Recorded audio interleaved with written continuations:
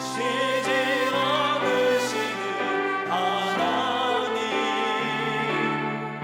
주의 심장 가지고 우리 이제 일어나 주 따르게 하소서. 아멘. 세상 모든 육체가 세상 모든 육체 주의 영광 보도록, 주의 영광 보도록 우리 부르시는 하나님, 주의 손과 발대여 세상을 치유하며 주 섬기게 하소서. 아멘. 우리 바다 높음같이, 우리 바다 높음같이 여호와의 영광을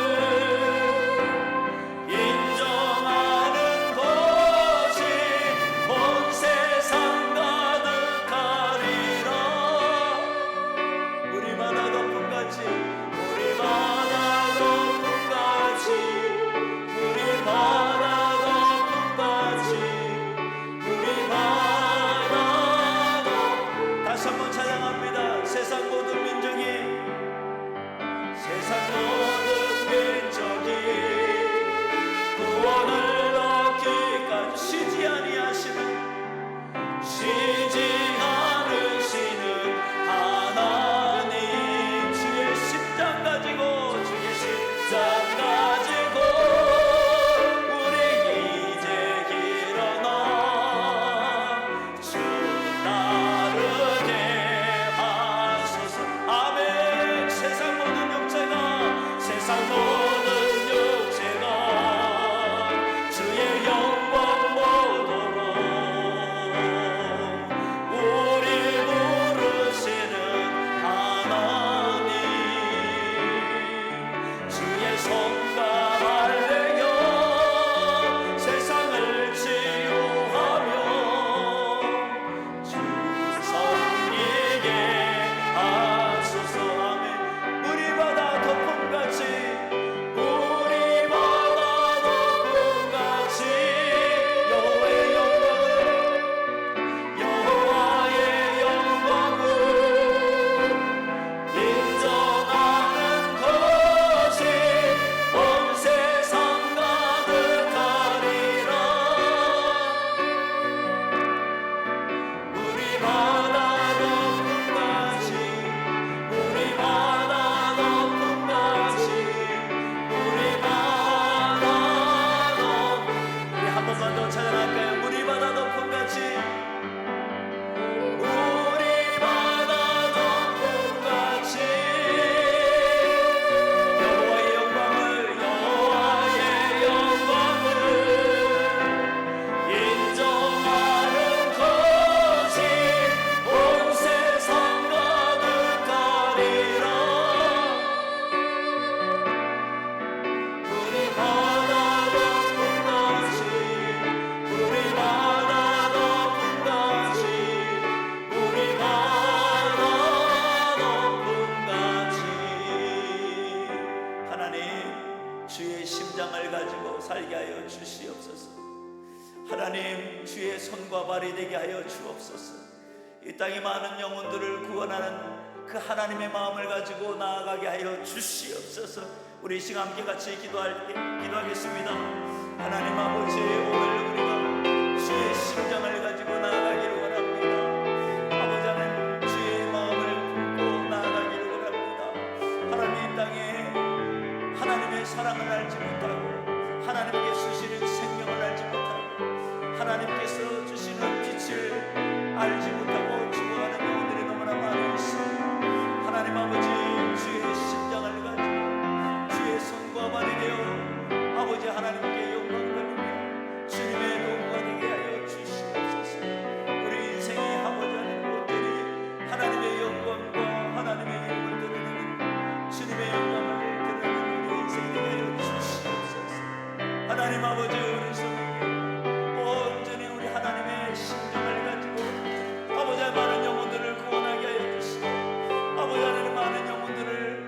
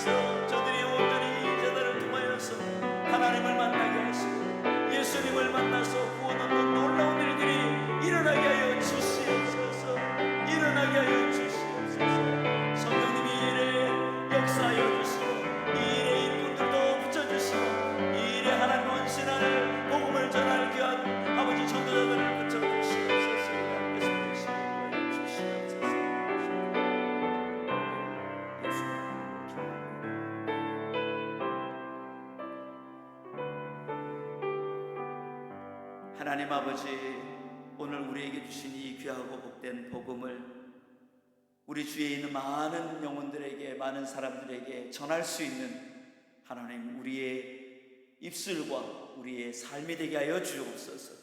그래서 많은 사람들이 우리를 통하여 하나님 만나게 하여 주시고, 예수 이름을 듣고 예수께로 나옴으로 말미암아 생명을 얻게 하여 주시옵소서. 하나님이 이 재단을 통하여서 많은 영혼들이 구원받는 놀라운 일들이 일어나게 하여 주옵시고, 우리가 그 복된 길을 걸어갈 수 있도록 인도하여 주시옵소서. 이 시간 함께 말씀을 또 듣습니다. 하나님께서 우리의 마음에 하나님의 말씀이 들려질 수 있도록, 새겨질 수 있도록 인도하여 주시옵소서. 예수님의 이름으로 기도합니다. 아멘. 사도행전 23장 1절부터 3절 말씀 우리 함께 같이 보겠습니다. 사도행전 23장 1절부터 3절 말씀입니다. 우리 함께 같이 말씀 읽도록 하겠습니다. 바울이 공회를 주목하여 이르되, 여러분 형제들아, 오늘까지 나는 범사의 양심을 따라 하나님을 섬겼노라 하거늘, 대제사장 아나니아가 바울 곁에 서 있는 그 사람들에게 그 입을 치라 명하니, 바울이 이르되, 회칠한다며 하나님이 너를 치시리로다. 내가 나를 율법대로 심판한다고 앉아서 율법을 어기고 나를 치라 하느냐 하니. 아멘. 바울이 몇십 년 만에 예루살렘으로 돌아왔죠. 그런데 유대인들이 난동을 피워서 로마의 군인들에게 붙잡혀 가는 신세가 되었고, 그 짧은 시간 속에서 바울은 자기가 부활하신 예수님을 다메섹 동상에서 만났다는 그 간증을 우리가 지난주에 함께 묵상해 보았습니다. 바울은 이후에 유대의 최고 의결 기관인 사내들인 공회에 들어가서 조사를 받습니다. 사실 말이 조사지 그냥 일방적인 심판 아닙니까? 재판 아닙니까? 그런데 오늘 1절에 보면 바울이 이 공회에서 무슨 말을 하냐면 참 놀라운 말을 해요.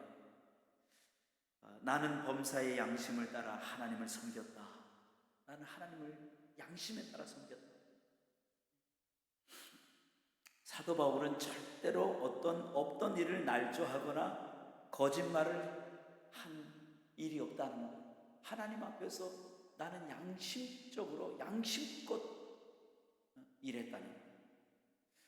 유대인들은요, 이 바울의 고백에 굉장히 난감해했습니다. 곤욕스러워했습니다. 왜냐하면요, 바울이 만약에 갈릴리 출신이었다면, 아주 가난하고 무식한 사람이었다면 무식한 것으로 명분을 삼아서, 그래서 아주 그냥 너 거짓말 하지 말아라 하고 윽박지르려고 했는데, 그런데 이 사도 바울은 출신이 보통 출신이 아니에요. 한마디로 말하면 유대인 중에 최고의 교육을 받은 지성인이란 말이에요. 지성인. 여러분, 이 지성인이라는 것은요, 굉장히 중요한 의미를 가지고 있어요. 지식을 굉장히 중요시 여기는 사람은 이 지식의 가치관, 지식이 얼마나 가치 있는 것, 이것을 아는 사람이에요. 이것을 자기가 늘 가지고 있는 삶 가운데에 이 양심적인 이 가치가 대단히 중요하다는 것을 아는 지식입니다. 그러니까 바울이 나는 양심껏 하나님 앞에서 살겠다, 이 말에 모두가 그럴 수밖에 없는 거예요. 그렇게 들을 수밖에 없는 거예요. 왜냐하면 사도 바울은 지성인이거든요. 그래서 반박을 할 수 없어요. 무시할 수 없어요. 사람들이 거짓말을 쉽게 하는 이유가 있어요. 그건 뭐냐면 깨끗한 양심의 가치를 몰라서. 거짓말을 밥 먹듯 하는 사람들은 그 깨끗한 양심이 얼마나 가치 있고 소중하고 그것이 품격 있고 그것이 얼마나 높은 수준인 것을 모르는 거예요. 그냥 주어진 삶 속에서 자기가 얻고자 하는 그런 탐욕에 빠지면 수단과 방법을 가리지 않고 거짓말을 하거나 아주 못된 일을 하는 거죠. 그러나 지성인은 이 양심의 가치가 무엇인지를 아는 사람들은요, 거짓말할 수가 없어요. 거짓말이 쉽게 나오지 않아요. 그런데 오늘 우리가 사는 이 시대는요, 참 많은 사람들이 위기를 모면하려고 또 사람들에게 인정받으려고 참 자기 가지고 있는 그 비싼 양심, 아주 소중한 양심을 팔아버리는 그런 사람들이 비일비재하죠. 자기가 얻고자 하는 것들을 그것을 위해서 자기 양심을 팔아먹어요. 눈 감고 거짓말하고 못 본 척하고 이런 일들이 너무나 많다는 거죠. 그런데 사도 바울은요, 참 양심을 지켰던 사람이고 또 그만 바울만 그렇게 고백한 것이 아니라 바울을 경험한 모든 사람들은 다 하나같이 뭐라고 고백하냐면 저 사람은 참 정직한 사람, 저 사람은 정말 양심적인 사람, 양심을 지키는 사람이야 하고 인정해 줬거든요. 그러니까 더더욱 이 말을 받아들일 수밖에 없는 거예요. 유대인들은 사실 사도 바울을 어떻게 이해했냐면요, 이방인들에게 할례를 행하지 않았잖아요. 면제해 줬잖아요. 그 왜 그러냐, 유대인들이 볼 때 사도 바울이 할례를 면제해 준 것은 이방인들의 마음을 얻고 인기를 얻게 하기 위해서, 인기를 얻고 그렇게 생각을 했어요. 그래서 우리가 여러 성경의 서신자를 보면 너가 사람들에게 인정받고 인기를 얻기 위해서 할례를 행하지 않아도 된다라는 이 복음, 율법에 어긋나는 것들을 너가 전하지 않았냐, 이렇게 해서 공격을 많이 받았어요. 또 한 가지는요, 바울이 이방인들로부터 금전적인 보수, 그걸 많이 받을 거라고 생각했어요. 사람들은 인기를 얻으면 모든 보수들을 많이 얻을 수 있잖아요. 그런데 바울은 결코 그런 마음에서 그런 마음에서 사람들을 찾아다니지 않았다는 거예요. 바울은 그런 양심으로 사역을 하지 않았다는 거죠. 여러분, 우리가 예수님을 믿을 때 가장 먼저 다시금 회복되는 것이 뭡니까? 양심입니다. 거짓되고 부패하고 잘못되어 있는 이 양심이 똑바로 제자리에 위치로. 그래서 예수를 제대로 믿는 사람은 정직할 수밖에 없어요. 여러분, 예수님을 진짜로 마음으로 참되게 예수가 나의 구주라고 고백하는 이 신앙의 회심을 한 사람들은 가장 먼저 그는 거짓말을 버려요. 거짓을 버려요. 그는 양심에 어긋난 일을 안 하려고 늘 하나님 앞에서 어떻게 살아갑니까? 정직하고 진실하고 거짓되지 않게 살려고 몸부림치는 거예요. 사람이 보든 안 보든 이 양심이 먼저 바로 서. 그전에는 죄라고 생각하지 않았던 그런 것들이 이 양심이에요. 이제는 어떻게 됩니까? 양심이 회복되면 이게 죄구나, 이걸 깨닫게 돼요. 그래서 어떻게 해요? 우리가 예수를 만나서 양심이 회복되면 회개가 자연스럽게 나오는 거예요. 내가 하나님 앞에서 이렇게 살았구나, 내 안에 이런 부끄러움이 있었구나 하고 하나님 앞에서 날마다 나의 위선과 내 탐욕과 나의 모든 죄에 대해서 뭐 하게 되는 거예요? 회개하는 거예요. 회개하는 거예요. 영적인 감각이 살아나는 거죠. 죄에 대해서 부끄러운 감정이, 죄에 대해서 수치스러워, 내가 이렇게 더러운 사람이었구나, 내가 이렇게 부끄러운 사람이었구나 하는 것을 뭐예요? 예수님을 믿음으로 양심이 회복됨으로 말미암아 내 모습을 제대로 보여요. 그런데 오늘 사도 바울이요, 대제사장 아나니아에게 그렇게 말을 하니까 이 아나니아가 뭐라고 말해요? 2절에 보니까 이렇게 말해요. 대제사장 아나니아가 바울 곁에 서 있는 사람들에게 뭐 하라는 거예요? 그 입을 치라. 이건 뭐예요? 저 입을 좀 떠들지 못하게 뭐 하라는 거예요? 막아버리라. 뺨을 치든 아니면 그냥 가서 입을 가서 막든 어쨌든 저 말을 듣기 싫다. 더 이상 말을 하지 못하도록 막아버렸어요. 왜 그럴까요? 이 아나니아 대제사장 마음속에는 이 바울에 대한 미움이 너무너무 큰 거예요. 미움에 대한. 여러분, 아나니아의 입장에서는, 대제사장 아나니아 입장에서는 충분히 이해가 돼요. 왜 그럴까요? 왜 그렇습니까? 여러분, 다른 사람도 아닌 사도 바울이기 때문에. 여러분, 사도 바울은 어떤 사람이냐면 이 아나니아에게 있어서 과거에 가장 열심히 자기의 종로로 됐던 신복 중의 신복이 바울이에요. 바울. 대제사장의 심부름, 대제사장의 그 모든 손과 발이 되어서 그가 예수를 믿는 사람들을 가장 잡아다가 그들을 어떻게 하냐, 핍박하고 그랬잖아요.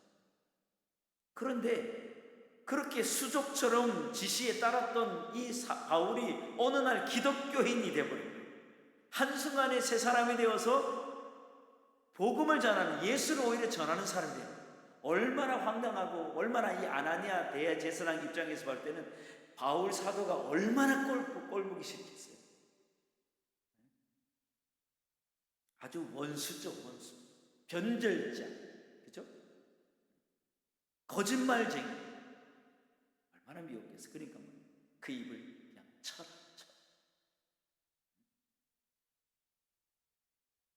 근데 사도 바울이 그 말에 대해서 즉각적으로 뭐라고 답합니까? 3절에 보니까 바울이 이르되 회칠한 남이여 하나님이 너를 치시리로다.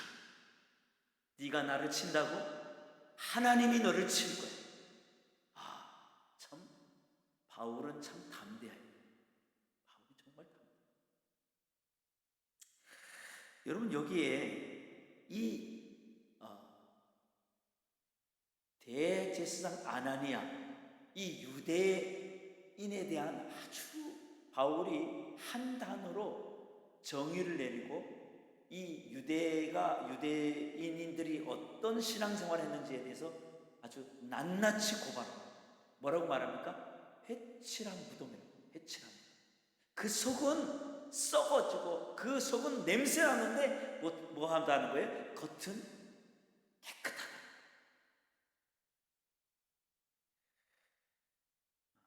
사도 바울은 유대교의 이 회칠한 무덤을 보았습니다. 사실 유대교는요, 위선의 종교예요. 위선의 종교. 오늘날의 교회가 손가락질 받고 무시당하고, 그리고 무엇보다도 하나님의 영광이 임재하지 않는 이유가 뭐냐면 우리의 모임 가운데 거짓과 위선과 외식과 하나님을 사랑하고 하나님 갈망하는 마음이 없고 뭐만 있는 거예요? 형식만. 형식. 여러분, 아무리 아름다운 화려한 십자가가 있으면 뭐하고, 이런 문구가 있으면 뭐하고, 이런 아름다운 곳이 있으면 뭐합니까? 우리의 속마음, 하나님께서 그렇게 중심을 보시는 우리의 마음이 하나님을 갈망하지 않아요. 하나님을 예배하고자 하는 진실한 마음은 없어요. 하나님의 말씀을 사모하는 마음이 없어요. 여러분, 거기에 어떻게 하나님이 임재할 수 있겠어요?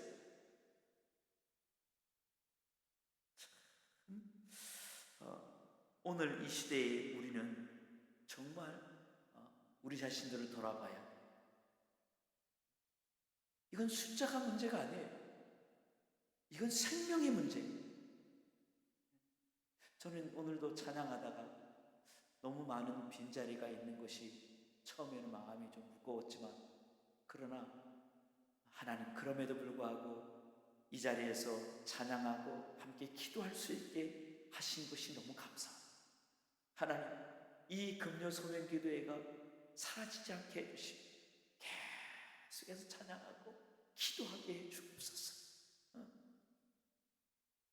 여러분, 여기에 수백 명, 수천 명이 모이면 좋겠죠. 그러나 생명 없는 숫자만 있다는 것은, 그것은 인간적으로는 참 보기 좋겠지만 그러나 하나님의 관점에서는 아무런 의미가 없습니다. 그렇다고 숫자가 많은 것이 부정적이라는 게 아니에요. 많이 모여야죠. 많이 모여 애써야죠. 우리가 애써야죠. 모이기 힘써야죠.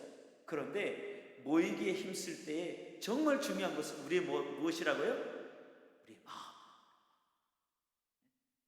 그런데 유대주의는 너무너무 위선주의. 그들은 얼마나 교만하냐면 그들은 아주 자기들만 옳다는 거예요. 자기들은 늘 옳고 당신들은 틀렸다는 거예요.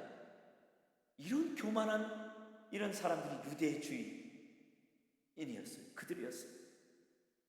그래서 사도 바울은요, 이 유대인들을 보면서 참 어떻게 저럴까 하고 답답하고 어떻게 저 민족이 다시금 구원받을 수 있을까? 어떻게 할까? 미래가 보이지 않는 거예요. 위선으로 가득 차 있고 형식으로 가득 차 있고 중심에 하나님을 사랑하는 마음이 없는 그 민족이 어떻게 미래가 있겠어요? 미래가 없죠. 미래가 없어요. 그런데 그럼에도 불구하고요, 사도 바울은 미래가 있다는 걸 조그만한 그 근거를 가지고 이야기해요. 뭐냐면 우리가 오늘 23장은 다 읽지는 않았지만 그 사내들인 공회의에서요, 그가 부활하신 예수님 부활에 대한 이야기를 갑자기 해요. 왜냐하면요, 이 사내들인 공회에는 이 사두개인들과 바리새인들이 있거든요. 사두개인들은 부활을 안 믿지만 바리새인들은 부활을 믿는 사람들이에요.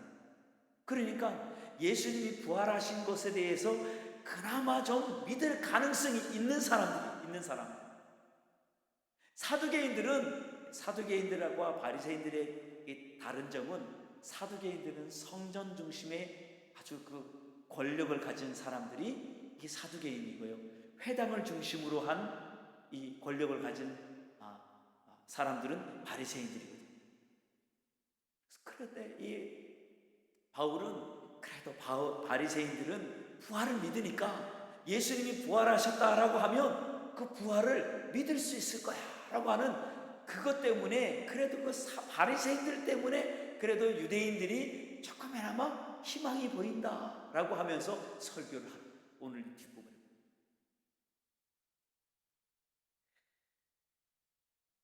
물론 바리새인들도요, 하나님께로 온전히 돌아오진 않고 예수를 믿고 돌아오진 않았지만, 그러나 바울은 오늘 그 11절에 읽지는 않았지만 11절, 제가 PPT는 준비를 안 했는데 11절을 우리 한번 보면요, 참 놀라운 말씀이 있어요.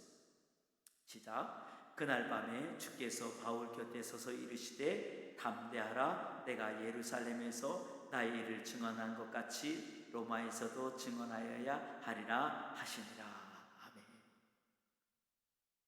그 밤에 부활하신 예수님께서 바울을 만나주시고 함께 하셔주셨다. 그 밤에,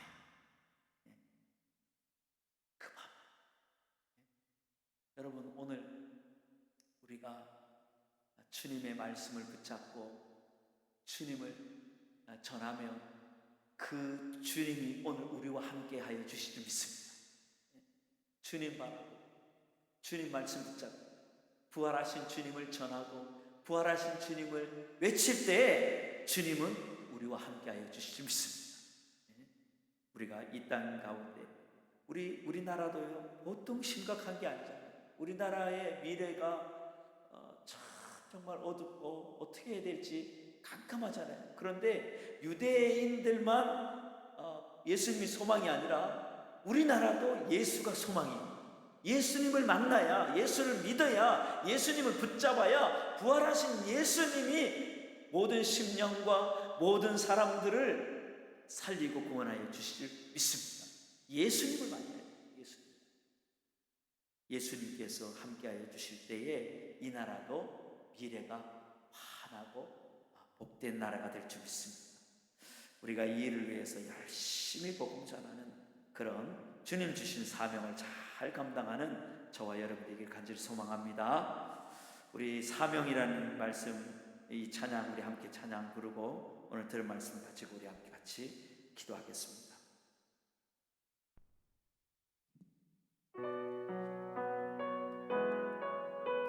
주님이 홀로 가신 그 길,